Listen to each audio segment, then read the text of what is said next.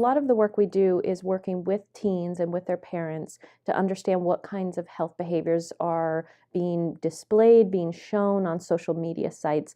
One thing that we've learned is that in today's day and age, with a site such as Facebook, one of the fastest growing demographics or groups on that site is really parents. And so we're seeing these new opportunities where parents are seeing the same kinds of messages, the same sort of displays, the same sort of behaviors on Facebook that teens are.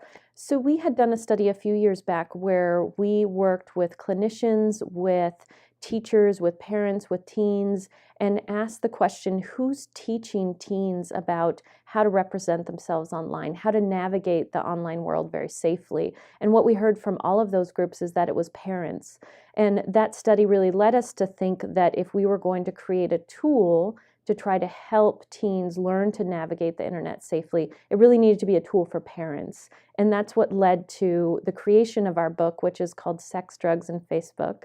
And I really see that as a translation tool. It's really a translation of the research that we do into specific tools and tips for parents to be able to talk with their teens. A lot of stories that we hear both in our research studies and I hear in my clinical work as well is that teenagers are looking to social media to help them understand what social norms are. So we hear stories about the high school student getting ready to go to college, and they'll go on Facebook to look to see what that campus culture is like. And a lot of what they'll see is references to alcohol excess.